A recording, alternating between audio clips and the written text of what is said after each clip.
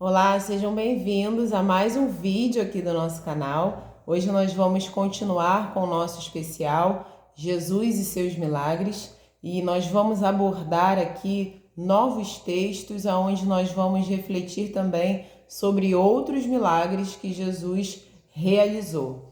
Antes de nós começarmos a leitura, eu gostaria de pedir, se você ainda não é inscrito, que você se inscreva e ative o sino de notificações para que você seja avisado sempre que tiver um vídeo novo aqui.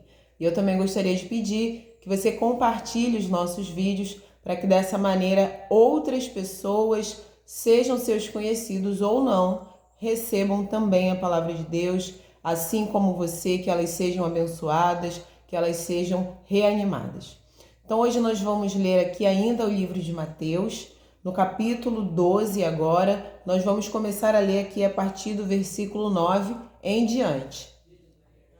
Tendo Jesus partido dali, entrou na sinagoga deles. Achava-se ali um homem que tinha uma das mãos ressequida, e eles então, com o intuito de acusá-lo, perguntaram a Jesus: é lícito curar no sábado? Ao que lhes respondeu: qual dentre vós será o homem que, tendo uma ovelha, e num sábado esta cair numa cova, não fará todo o esforço tirando-a dali? Ora, quanto mais vale um homem que uma ovelha. Logo é lícito nos sábados fazer o bem. Então disse ao homem: estende a mão. Estendeu-a e ela ficou sã como a outra. Retirando-se, porém, os fariseus conspiravam contra ele sobre como lhe tirariam a vida. Então vamos ver o que acontece aqui nessa história. Jesus ele estava ali numa sinagoga e ali tinha um homem com uma mão ressequida. A mão daquele homem ela era defeituosa, a mão dele ela era contorcida. E os homens que estavam ali dentro, os homens religiosos que estavam ali dentro da sinagoga, que não gostavam, não suportavam de Jesus, eles estavam ali e eles vão perguntar para Jesus o seguinte: se era lícito fazer aquela cura no dia de sábado, porque no passado Deus instituiu para o povo dele que o sábado seria um dia de descanso. Então no sábado não fariam nenhum tipo de obra, não fariam nenhum tipo de serviço, eles dedicariam um dia de sábado ao Senhor, é um dia santo.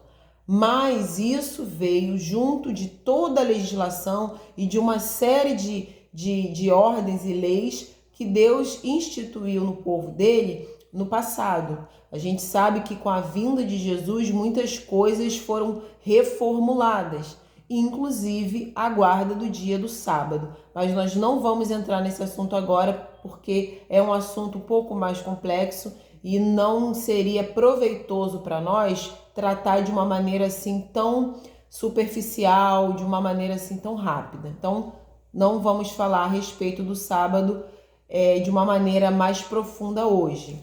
Mas só para a gente entender o porquê eles vão usar o dia especificamente do sábado ali em questão.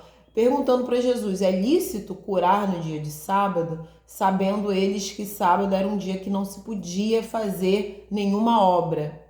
Mas Jesus, obviamente, com toda a sua sabedoria, ele vai responder entregando para eles uma seguinte pergunta: qual de vocês que tendo uma ovelha e esse animal cair numa cova, cair num buraco, e for isso num dia de sábado, qual de vocês não vai fazer todo o esforço possível para tirar o seu animal ali de dentro? É como se Jesus estivesse perguntando: vocês vão deixar o seu animal ali dentro e esperar que venha o próximo dia para que vocês possam fazer aquilo que deve ser feito? E aí Jesus responde: é lícito fazer o bem no dia de sábado. Jesus ele responde de uma maneira que aqueles homens precisem compreender que não se trata de uma obra qualquer, não se trata de descumprir a lei de Deus, se trata de fazer o bem. E Jesus está falando, muito mais vale o homem do que um animal. E nós falamos inclusive sobre isso em vídeos anteriores, quando Jesus ele vai ordenar, ele vai autorizar que espíritos demoníacos que estavam em um homem saíssem deles, dos homens, e passassem para porcos. E nós falamos sobre isso e hoje nós vemos também ali Jesus usando o exemplo, usando um animal.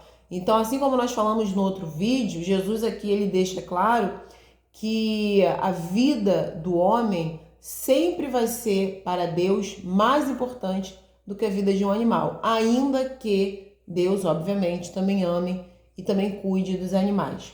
Então o texto ele vai prosseguir dizendo que Jesus, quando ele fala isso, ele vai falar para o homem, estende a mão. E o texto diz que o homem estendendo a mão, ela ficou curada, assim como a sua outra mão. E aqueles homens que estavam ali, todos aqueles religiosos, obviamente com toda aquela raiva, aquele furor, aquela inveja de Jesus, eles conspiravam entre si para achar uma forma de como vir a acabar com a vida de Jesus. Então você veja, né? Muitas pessoas, a gente agora entra um pouquinho ali na questão da religiosidade, aquela religiosidade fanática, aquele exagero, né? Aquele fanatismo religioso. Muitas pessoas, como esses aqui, os escribas, até mesmo os sacerdotes, os fariseus, todas essas pessoas extremamente fanáticas por religião, que não tem nada a ver com espiritualidade, tá? Com temor a Deus. Eu digo aquela pessoa que é obcecada mesmo pela religião, a religião criada pelos homens. É esse o contexto que eu quero trazer. A gente vê ali que o ódio deles por Jesus só aumentava e só crescia à medida em que eles iam vendo e iam tomando conhecimento dos feitos de Jesus, de todo o poder e de toda a bondade de Jesus. Porque esses religiosos, eles se enxergavam como pessoas santas, perfeitas, melhores do que as outras, praticantes exímios de toda a palavra de Deus. Só que não era dessa forma.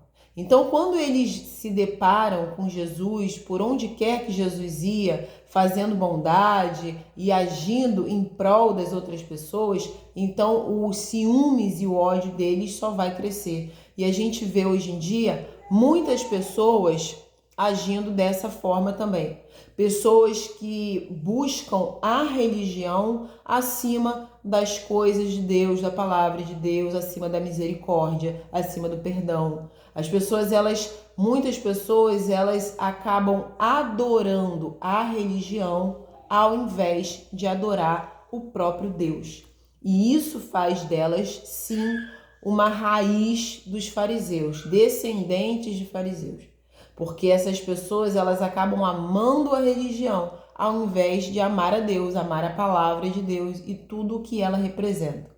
Então, mesmo Jesus levando cura para aquele homem, aqueles homens não foram capazes de se alegrar com a cura daquele homem e glorificar a Deus que deu tal poder a Jesus.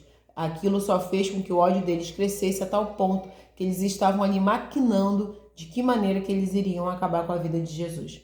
Então a gente vê aqui mais uma passagem de como o Senhor opera as suas maravilhas de várias formas. Nós vimos pessoas que foram pedir a ajuda de Jesus e Jesus fez um milagre. Nesse momento nós vamos ver o próprio Jesus tomando a iniciativa de ir curar aquele homem.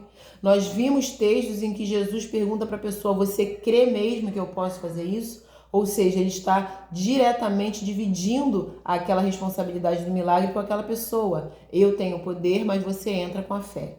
Em outros momentos nós vimos pessoas que iam até Jesus e de uma maneira muito ousada, elas mesmo que tomavam o milagre para a vida delas, como foi o caso que nós vimos da mulher com fluxo de sangue. Então a gente vê em todos esses textos como Jesus opera de formas muito distintas na vida de cada um de nós, sempre trazendo aquilo que a gente precisa, seja na nossa vida física ou na nossa vida espiritual, porque ele tem poder para operar qualquer tipo de situação da nossa vida. Se o teu problema for na tua vida física ou na tua vida espiritual, se for problema financeiro, amoroso, se for problema de saúde, seja o que for, nada impede o agir de Deus na pessoa do Senhor Jesus também na nossa vida.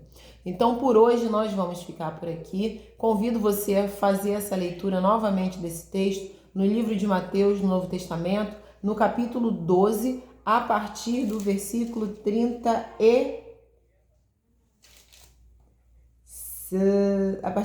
9. No Mateus 12, a partir do versículo 9. Leia novamente para que você tenha uma compreensão maior do texto e sempre se lembre, como a gente tem colocado aqui nos últimos vídeos, que não existe situação que Deus não possa resolver. Você pode estar passando a pior situação da sua vida, o momento mais complexo que você nunca viveu até então. Você já pode ter pedido de muitas maneiras diferentes para Deus, ter feito clamor, jejum, ter orado, ter chorado, intercedido, talvez intercedido por alguém. Talvez o milagre que você está esperando não é para você, mas é para uma outra pessoa. Mas você precisa compreender que nós participamos do milagre que Deus quer operar na nossa vida.